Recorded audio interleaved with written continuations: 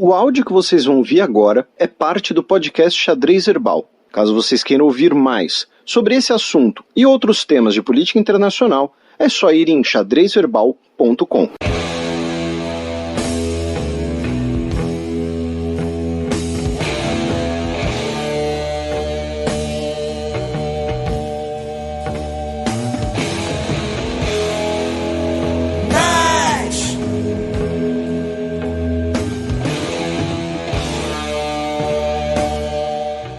Com apuração lenta, líder indígena acusa fraude para decidir segundo turno no Equador. Tivemos eleições para presidente no Equador no último dia 7 de fevereiro.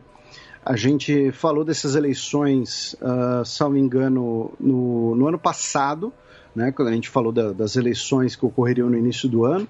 A gente falou muito aqui no programa do processo de registro, né, das candidaturas e dos partidos, já que o Rafael Correa, né, ele foi barrado de ser, inclusive, candidato como vice na chapa, né, ele continua na Bélgica, inclusive, e aí havia dúvida se o partido formado pelos apoiadores do Rafael Correa poderia ou não competir, disputar as eleições.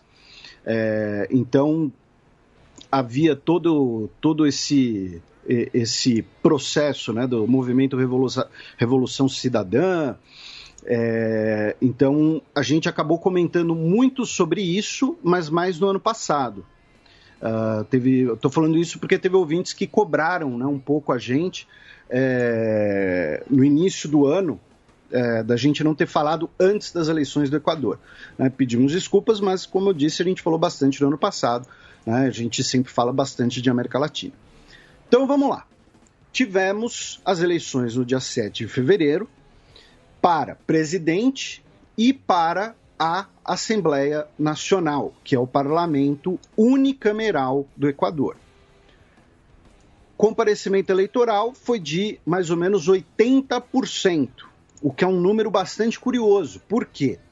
Porque 80% é um comparecimento eleitoral bastante grande, né?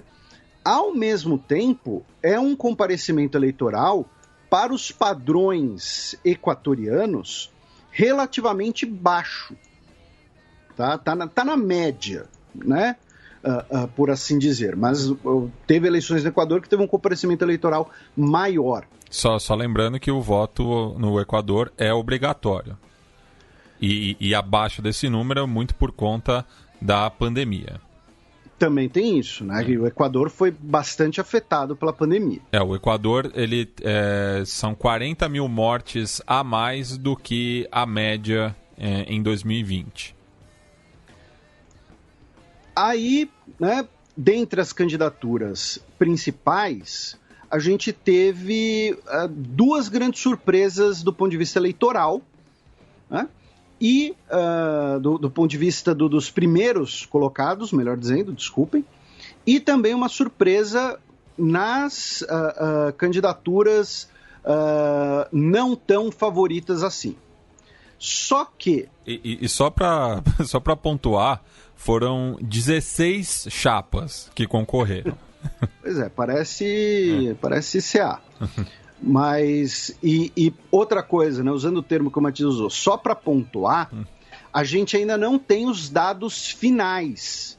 A gente tem dados muito próximos dos finais, tá? Se entrar aqui em resultados2021.cne.gov.ec de Equador, vocês podem acompanhar a apuração. Até o momento, nós temos 99,6% apurada.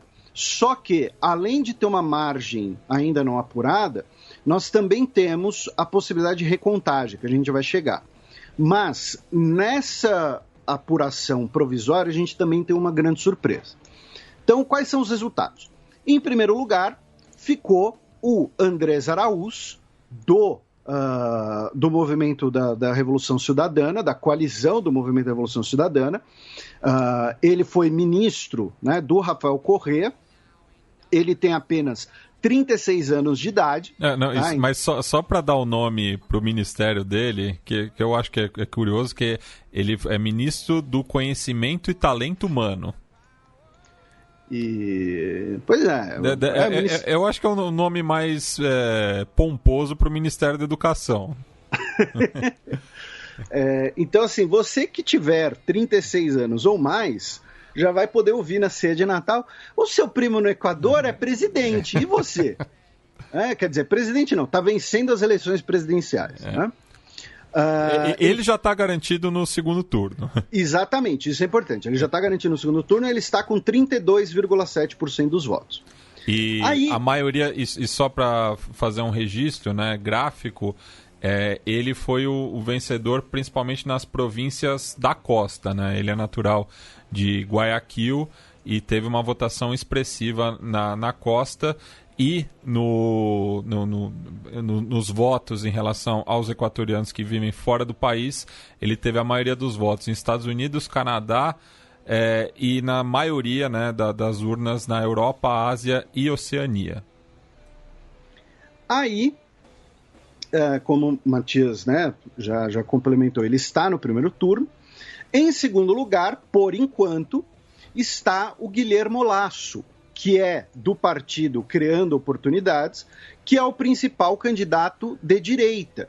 Né? O Guilherme Lasso, ele foi derrotado nas duas últimas eleições presidenciais. Na última, foi derrotado no segundo turno para o Lenin Moreno. E em 2013, ele também foi derrotado quando o Rafael Correa venceu no primeiro turno. Tá? Então, até aí, né, nosso ouvinte pode falar, mas por que os caras fizeram toda aquela intro, né? Tá tudo normal aí, vai ter um segundo turno entre o candidato da esquerda e o candidato da direita. E só uma coisa também, Felipe, que ele se aliou ao Guillermo Nebot, que também já foi derrotado em várias oportunidades, ele que é do Partido Social Cristão. E o Guilherme Lasso venceu em Quito. Venceu na província de Pichincha, né, que é onde está localizada Quito, e também venceu nas Ilhas Galápagos. Só que as tartarugas votaram muito nele. Ele ficou com 19,7% e essa já foi a primeira discrepância, a primeira surpresa em relação às pesquisas. Porque as pesquisas colocavam que ele teria mais de 20% da intenção de votos, a maioria das pesquisas, e as pesquisas realizadas lá no ano passado, no auge da pandemia, colocavam até que ele seria o candidato em primeiro lugar, o candidato mais votado. Então, ele teve uma queda razoável. E aí vem a segunda surpresa, que é quem teve uma subida razoável, que foi o Iaco Sátia Pérez Gartambel, que é conhecido como Iaco Pérez, que é um líder indígena, né, do movimento Pachacutic. A pronúncia está correta? Imagino que sim. Eu falaria desse jeito. Você que é o andino de plantão. Você que já foi para os Andes, eu não. Mas não para o Equador. Quer dizer, eu fui para os Andes, mas eu sobrevoei os Andes. Então, o Iaco Pérez, que é um líder, né, indígena, do Pachacutic, que é um movimento que se propõe como de socialismo verde, ficou em terceiro lugar e ele está com 19,38%. Então, olha só, o Guilherme Lasso está com 19,74% dos votos, o Iaco Pérez está com 19,38% e nós ainda temos 0,40% das urnas a serem apuradas. E é ele que, na manchete que o Matias repercutiu na abertura do bloco, acusa de fraude para a decisão do segundo turno. E aí é curioso que ele acusa de fraude incluindo o partido pró-Correa. Ele fala que não querem um líder indígena no segundo turno, nem a esquerda, nem a direita quer um líder indígena no segundo turno. Ele disse que roubaram 15% dos seus votos, ele não apresentou nenhuma prova, pelo menos até o momento, nada gritante. Assim como o Guilherme Lasso já havia feito em outras oportunidades também. E as pesquisas davam para ele cerca de 10% dos votos. Tá? Para ser justo, teve 2 pesquisas que acertaram o cenário que está se concretizando. Uma delas é a do Comunicaliza e a outra é a da CELAG. A CELAG é, inclusive, CELAG é um think tank que a gente já repercutiu por aqui há tempos atrás, falando de temas latino-americanos. A pesquisa da CELAG acertou, né, esse cenário, e ele foi o mais eleito no interior do Equador, na região do da Equador. selva e da serra, né, como é conhecida, que é justamente as regiões com a maioria de população nativa. Né? E aí veio uma outra surpresa eleitoral, meu caro Matias, que é o cara que está em quarto. Não tem chance de ir para o segundo turno, tá? Mas o Javier Hervas ficou com 15,6% dos votos. As pesquisas davam cerca de 4, 5% para ele. Ele é do Esquerda Democrática e ele é um cara que não é político, ele é engenheiro, né? Trabalha com agronomia, agronegócio, e meio que aquela coisa de a política tem que se renovar, vou me lançar candidato, eu quero ser de uma esquerda moderada, uma esquerda não correísta, né? Então nem tanto a esquerda, nem tanto a direita, se propõe ali como um candidato de centro. E acabou abocanhando aí esse quarto lugar com 15,6% dos votos. E ganhou a maioria na província de Carte, que já é governada pelo seu partido. Província essa que fica na fronteira com a Colômbia, no norte do país. Então, nós temos aí um cenário em que o Araújo está garantido no segundo turno, e quem irá para o segundo turno contra ele nós não sabemos.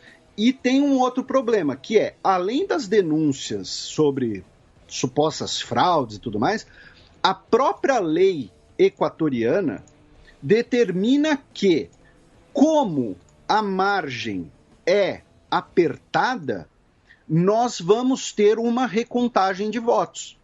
Então a gente ainda vai demorar dias para saber quem será o opositor do Pérez no segundo turno das eleições equatorianas. Lembrando que o segundo turno só será realizado em abril, né? Então tem um tempo hábil aí para essa recontagem, não vai ser algo feito na pressa. E aí alguns dos nossos ouvintes podem se perguntar, mas e o Lenin Moreno? Como a gente explicou antes, né, o Lenin Moreno ele foi visto pelos correístas, pela esquerda, como um traidor, e ele é visto pela direita como um esquerdista enrustido. E, além disso, por conta da gestão trágica da pandemia, né, o prestígio popular do Lenin Moreno no Equador está num nível que eu acho que nem, sei lá, né, nem os vizinhos dele votariam nele, nem as filhas dele votariam nele. Então, ele sequer foi candidato. Ele poderia ser candidato para a reeleição, mas sequer foi candidato. E no dia seguinte à eleição, ele apresentou uma proposta de lei para a Assembleia Nacional pela defesa da dolarização. Desculpa o termo escatológico aqui, mas ele comeu cocô? Pelo visto sim, né? E daí a candidata da Aliança País, que é o partido que ele continua, né? O Correa abandonou o partido, mas o Lenin Moreno segue como o principal quadro do partido. A Ximena Peña teve apenas 1,53% dos votos. E foi uma candidatura tão frustrante quanto a do Icílio Romero Carbo. Para quem acompanha o futebol sul-americano, já deve ter se deparado com esse nome. É quem nomeia o estádio do Barcelona de Guayaquil, que é o time mais popular do país, o mais vencedor também. Ele foi presidente do clube em 3 oportunidades, inclusive quando os toureiros chegaram à final da Libertadores em 1990. Ele que já havia sido deputado pela província de Guayas, ali no final dos anos 90, mas era mais conhecido justamente pela atuação dele como cartola. E aí, meu caro Matias, ainda tem outro complicador nesse cenário todo, que é o Equador, ele acaba sendo um pouco similar ao Brasil no aspecto de precisar de um presidencialismo de coalizão, né? Então você precisa ter ali uma margem razoável no parlamento para conseguir governar, e nenhum partido costuma conseguir essa margem sozinho. E nos atuais resultados, como é que vai ficar o parlamento equatoriano? A maior bancada vai ser a do Araújo, tá? Vai ser a dos correístas. Então, se ele vencer as eleições, ele vai ter 31% ali né, tem 31% dos votos. O cálculo final tem ali a questão das listas distritais e tal, mas ele vai ter maior bancada, então vai precisar fazer ali eventualmente uma aliança com alguém, um partido no máximo, tal, e pronto, vai governar. Em segundo, vai ser a do movimento Pachacutic. A terceira vai ser da esquerda democrática. E do Ervas.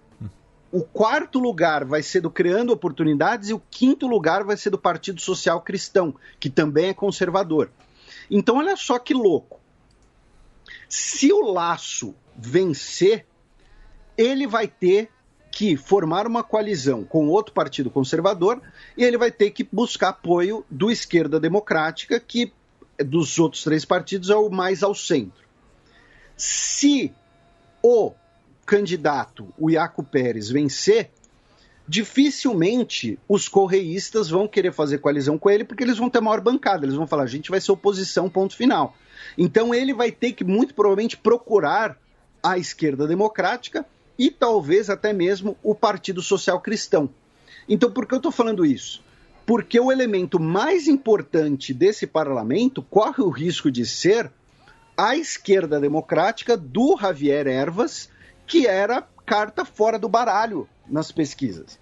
Por quê? Porque o Araújo, para ter maioria, talvez precise dele.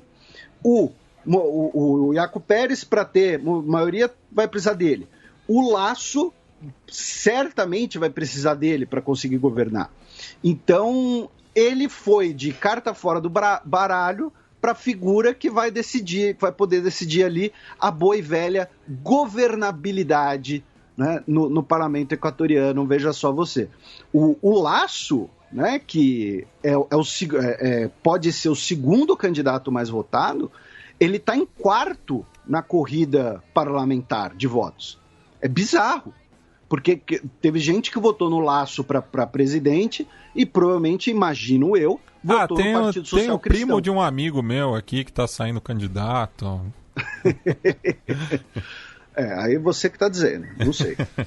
O Aliança País, né, que o Lenin Moreno não foi o candidato, já que, né, mas para mostrar aí o prestígio do Lenin Moreno e da Ximena Penhas, está com gloriosos 2,7% para o parlamento.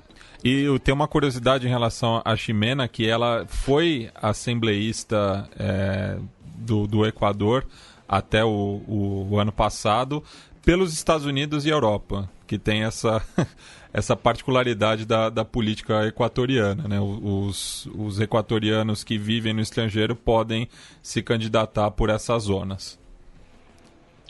Então, que nem o brasileiro que é deputado na Itália. Então, sobre as eleições equatorianas, teremos suspense, mas certamente o cenário está muito divertido, claro, se você não for equatoriano. Então, se o prenúncio era de um basicão, né, entre correístas e direita, né, agora nós temos recontagem, possibilidade de candidatura indígena e o azarão que vira talvez a bancada que pode decidir a governabilidade no parlamento. Do Equador, agora a gente vai para o norte primeiro, né? A gente cruza a fronteira com a Colômbia, em que o governo Iván Duque propôs um estatuto temporário para regularizar por 10 anos cerca de 1 milhão de venezuelanos que estão de forma irregular na Colômbia. Tá? Então, qual seria a ideia? Falou, olha, tem muitos venezuelanos na Colômbia, a gente não vai conseguir passar por um processo de normalização pelas regras atuais muito rápido. Junto com isso, tem a pandemia, vai ter campanha de vacinação. Então, vamos fazer o seguinte, por 10 anos, tá? Pelos próximos 10 anos, todos os imigrantes venezuelanos que estão aqui vão estar regularizados. Então, a gente vai ter um prazo de 10 anos para ir regularizando de vez, de forma perene, a situação de cada um, ou então, para depois desses 10 anos, caso a pessoa escolha, volte para a Venezuela, vá para outro país, enfim. Então, é mais ou menos o seguinte, olha, e é curioso que o presidente da Colômbia, Ivan Duque, ele fez um raciocínio muito, muito curioso, que é falando, não somos um país rico, somos um país de renda média e temos feito um grande esforço fiscal para enfrentar essa situação. Então, o que ele quis dizer? A gente gasta mais dinheiro, mais energia, mais esforços para regularizar paulatinamente essas pessoas e tratá-las como irregulares do que a gente vai gastar se simplesmente, entre aspas, der uma anistia geral pelos próximos 10 anos. Eu achei esse raciocínio muito curioso, né? Porque o Ivan Duque é um cara de direita, é um cara que, né, já teve ali uma retórica muitas vezes um pouco nacionalista, né? O Matias já explicou aqui várias vezes a rivalidade entre Colômbia e Venezuela. Então ele poderia adotar uma retórica muito mais legalista e emotiva de falar, não, esse pessoal aí tá irregular, esse pessoal aí que pega a fila lá na prefeitura e preenche os formulários, regularize. Mas não, ele virou e falou, olha, gente, é mais fácil, a gente não tem recurso suficiente para ficar fazendo todo esse processo. Então regulariza logo tudo de uma vez, estende aí um prazo de 10 anos e pronto. E aí vai poder fazer campanha de vacinação, a gente vai poder se concentrar na pandemia e pronto. Achei um raciocínio muito curioso, muito válido, inclusive, né? Então, tá aí, a Colômbia fez essa proposta, vamos ver se essa proposta vai para frente, né? Uma proposta, vai ter que passar por votações e tudo mais. Da Colômbia, vamos ali para os países da América Central, especificamente El Salvador, Guatemala e Honduras. Por quê? Porque o governo Biden suspendeu os acordos entre os Estados Unidos e esses países para controle de imigração. Os nossos ouvintes talvez se lembrem, em 2019, né, quando o governo Trump assinou esses acordos para criar os chamados terceiros países, em que se uma pessoa, né, uma pessoa de Honduras passou pela Guatemala para tentar chegar nos Estados Unidos. Então, o governo dos Estados Unidos prendia essa pessoa, mas essa pessoa falava, olha, Honduras não está numa situação segura, não posso ser devolvido para Honduras. Mas o governo dos Estados Unidos podia falar, mas você passou pela Guatemala, a gente tem um acordo com o governo da Guatemala, que a gente declara a Guatemala um país seguro, então a gente vai te deportar para a Guatemala. E a pessoa ia falar, não, mas eu sou de Honduras e eu quero ficar nos Estados Unidos, eu não quero ficar na Guatemala. E o governo dos Estados Unidos ia falar, problema seu, ia deportar a pessoa. Em troca de receberem essas pessoas, entre aspas, indesejadas, né, a Guatemala recebeu investimentos dos Estados Unidos, porém o acordo ele já estava, né, suspenso, em pausa por conta da pandemia, mas o governo Biden disse agora que vai suspender de forma definitiva esse acordo. Da América Central, né, no continente, a gente vai para o Caribe, vamos para Cuba, onde Cuba lançou um novo pacotão econômico, uma nova política econômica, no último sábado, dia 6, uma grande reforma econômica que foi apresentada pela ministra do Trabalho, a Marta Helena Feito, em que mais de 2.000 atividades econômicas em que antes não era permitida a atividade privada, agora serão permitidos, tá? Então, é uma abertura, uma liberalização da economia cubana, tá? Segundo o governo cubano, eles esperam que cerca de 247 mil pessoas que trabalham de maneira privada e muitas vezes de maneira irregular tenham a regularização da sua situação. O governo cubano também disse que espera que com isso colaborem nos esforços para superar a pandemia, já que a economia cubana, né, como todas as economias do mundo, né, sofreram retração com a pandemia. No caso de Cuba, em 2020, foi uma retração de 11% do PIB.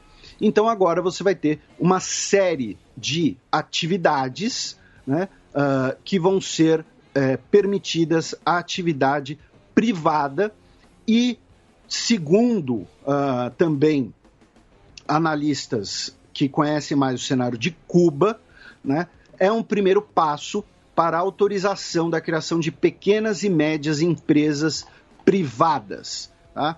Então, antes você tinha 127 atividades econômicas, agora você vai ter mais de 2.000 em que a atividade privada vai ser autorizada. Outras 124 atividades seguem banidas para atividade privada, como saúde, segurança e defesa.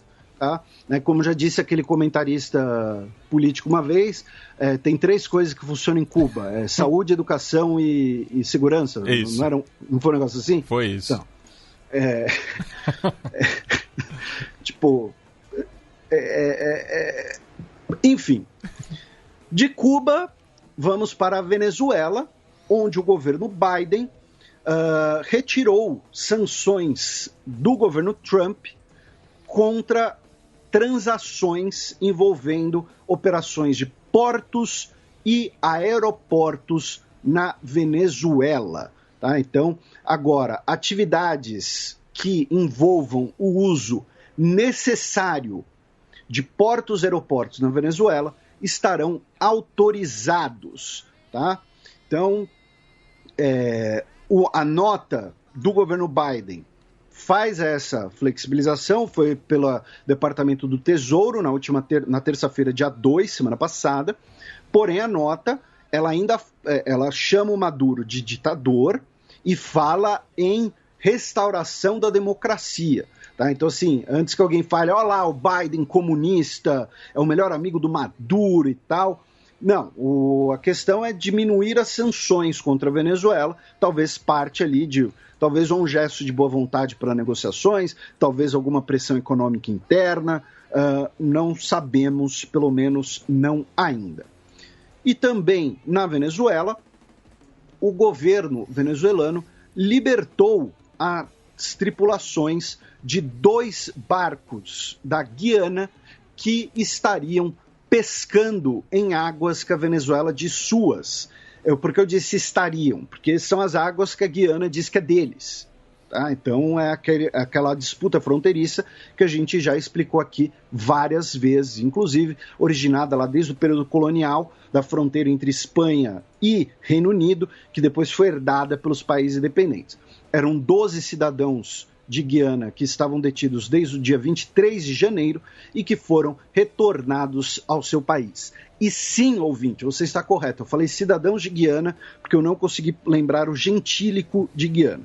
Tá? Então, não sei. Guianense. Guianense mesmo? É. Então tá, então 12 cidadãos guianenses.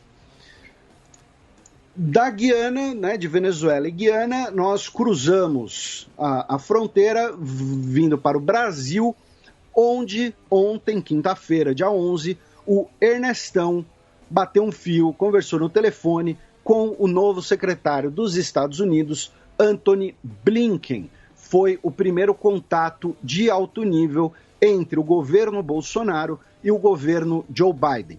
Eu vou repetir.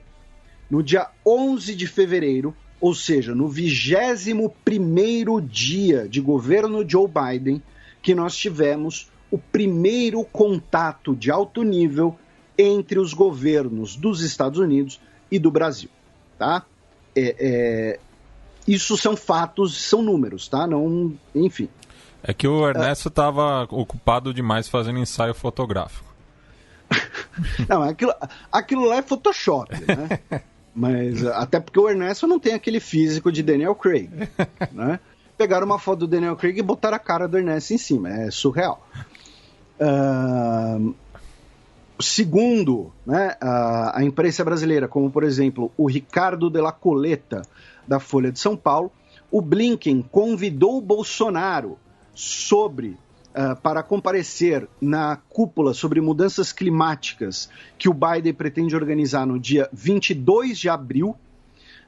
Muito provavelmente essa participação vai ser de forma virtual, né, à distância. O Ernestão postou no Twitter que teve uma longa e produtiva conversa com Antony Blinken, que é excelente disposição, amplas oportunidades, convergência de visões sobre centralidade da democracia, trabalhar juntos em comércio, clima, promoção de direitos humanos, né? Então, o Blinken, né, disse que foi um prazer hoje conversar com o ministro brasileiro de Relações Exteriores, Ernesto Araújo, estou ansioso para trabalhar com o Brasil. Então, assim, todo mundo feliz, todo mundo pimpão, né?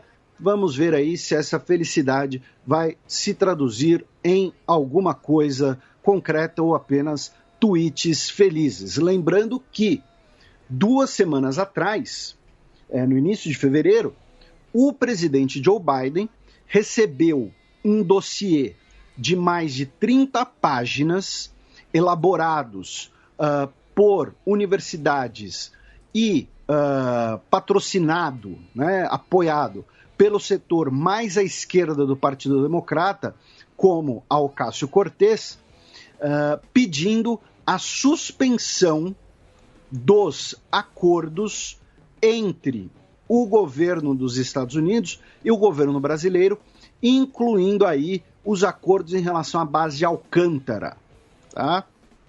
E aí eu vou lembrar outra coisa que a gente comentou aqui. O governo Bolsonaro se tornará nos próximos 2 anos, salvo alguma mudança muito profunda da situação, um alvo fácil para críticas e porradas exteriores, tá? Por quê? Porque você tem a questão ambiental, você tem toda a questão de pautas de direitos humanos, as declarações do Bolsonaro. Então, se o Macron estiver precisando, né, criar ali uma cortina de fumaça, porrada no Bolsonaro. Se o Biden estiver precisando ali falar de alguma coisa sobre a América Latina, porrada no governo brasileiro. E tudo mais. Então, assim, o Brasil vai se tornar um alvo fácil. Por quê? Porque criou essa situação. Não vamos esquecer que temos um chanceler que disse que estaria disposto a se tornar um pária, em nome dos valores que existem na cabeça dele, tá? Da definição da cabeça dele, dos valores que ele mencionou. É importante deixar isso claro, porque ele falou, se em nome da liberdade vamos virar um pária. Não é em nome da liberdade, é em nome do que ele chama de liberdade, tá? Não vamos cair nesse monopólio de palavras. Da ideologia dele. Da ideologia, a palavra é essa mesmo, ideologia. Do Brasil, vamos para a Argentina, onde está tendo um debate, né? Por quê? Porque um submarino nuclear dos Estados Unidos, o USS Greenville, estaria nas águas próximas das Malvinas, das Ilhas Malvinas. Isso foi denunciado pelo governador da Terra do Fogo, o Gustavo Meleja. Por quê? Porque quando você teve, né, o acordo, né, pós-Guerra das Malvinas, em 86, foi criada a Zona de Paz e Cooperação do Atlântico Sul, que é basicamente que não pode ter armamentos estratégicos nessa zona marítima. E além disso, os Estados Unidos não é signatário desse acordo. Quem são signatários? No continente americano, Brasil, Argentina, Uruguai e mais os países da costa ocidental africana e África do Sul. Aí a discussão é se o submarino nuclear conta como armamento estratégico, porque ele tem propulsão nuclear, mas será que ele tem armas nucleares a bordo? E também tem a questão de que, né, as águas das Malvinas, elas são, de fato, né, britânicas. Porém, os argentinos, né, falam que, olha, essas águas são nossas. Então, ainda tem essa questão da disputa e questão de um orgulho nacional, né? Claro, se você considerar que as águas são britânicas, de posse britânica, e como o Reino Unido não é signatário desse acordo, né, então você pode colocar lá todas as armas nucleares do mundo, que não tem como a Argentina fazer algo, pelo menos não do ponto de vista legal. Tá? De qualquer maneira, você teve essa denúncia e esse debate sobre essa presença de um submarino nuclear dos Estados Unidos, o USS Greenville, na região. O submarino está de fato na região. Tá? Isso foi publicado até nos perfis oficiais das Forças Armadas dos Estados Unidos e do Reino Unido. O USS Greenville realizando cooperações com os nossos aliados britânicos, operações de adestramento e tal, bababá. Então, o submarino está lá. A questão é se viola ou não o acordo. No final das contas, não vai dar em nada. Só vai dar a Argentina reclamando. E mesmo assim, não foi nem o governo federal argentino, pelo menos não ainda. Da Argentina, vamos para a Bolívia, com a fronteira com o Chile, né, essa tríplice fronteira, porque o Chile expulsou 138 imigrantes detidos na fronteira com a Bolívia. Dessas 138 pessoas, 86 eram venezuelanos e colombianos e foram enviados de avião de volta para os seus países, e outras 52 pessoas eram peruanas e bolivianas e foram expulsas para os seus países de ônibus, tá? Essa operação foi realizada na comuna de Colchane, tá? Que fica bem na fronteira do Chile com a Bolívia. E assim, quando eu digo bem na fronteira, é literalmente na fronteira. É assim, se você tropeçar no meio-fio e rolar pelo chão, você acaba na Bolívia. Tá? O meio-fio está no Chile, mas o resto está na Bolívia. Tá?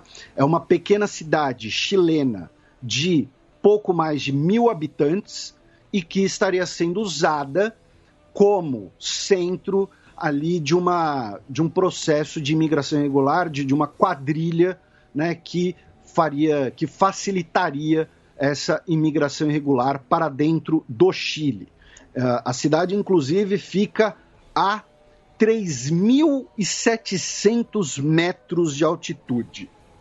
Assim, então, além de migrar da Bolívia para o Chile, você migra do céu para o chão, né? De qualquer maneira, as autoridades chilenas realizaram essa operação e 138 pessoas foram devolvidas. Finalmente, no Chile, lá mais pro sul, em Panguipulli, que é uma região que fica dentro da região Mapuche, tá? Na região de Los Rios, nós tivemos... É próximo de Valdívia. O Valdívia se aposentou. Não, brincadeiras à parte, entendi o que você quis dizer. O que aconteceu? Um artista de rua foi morto a tiros pela polícia durante uma abordagem. Segundo a polícia, eles agiram em legítima defesa porque esse artista de rua estava com espadas. Ele estava fazendo malabares com espadas. Então, exatamente. Segundo testemunhas, as espadas eram cenográficas, elas eram cegas. Ele não estava fazendo malabares com espadas afiadas de verdade. Até porque ele poderia se ferir. Então eram espadas cenográficas sem cegas, sem lâmina. E por conta dessa morte, o artista de rua levou 2 tiros, um deles no peito a queima-roupa. Tá? Ele leva um tiro no pé e depois um tiro no peito, a queima-roupa. E ele morreu na hora. Por conta disso, parte da comunidade se revoltou, a prefeitura foi incendiada, a delegacia foi incendiada, o tribunal da cidade foi incendiado, o policial que realizou os disparos foi preso e o comandante da guarnição local foi afastado. Tá? O que não ficou claro para mim, que eu não encontrei, era se o artista de rua era de origem mapuche. Eu imagino que, pelo que eu vi, eu imagino que sim, mas é uma suposição, não é uma afirmação, não é uma confirmação. Que ele tem um sobrenome castelhano, né? O nome era Francisco Martínez, ele era conhecido como Pancho. Então, não sei. Mas, de qualquer jeito, tivemos esses protestos e a delegacia incendiada, a prefeitura incendiada, o Tribunal de Justiça, até os Correios. Pô, os Correios não. Os Correios é sacanagem. O que os carteiros têm a ver com isso, mano? Enfim, não incendiem Correios. E não digam que, ao frisar isso, eu, por analogia, estou dizendo para incendiar delegacias. Tá? Não estou dizendo para incendiar em lugar nenhum. Mas se for incendiar...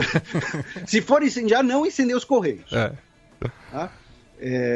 Então, tá aí uma notícia né, do Chile e mais um episódio de violência no sul do Chile, que a gente já comentou várias vezes, a gente já comentou inclusive as origens históricas disso. A gente tem um Fronteira sobre a história do Chile, que a gente fala bastante dos Mapuche, mas teve gente pedindo pra gente fazer um programa específico sobre os Mapuche, incluindo aí com jogadores de origem indígena e tal.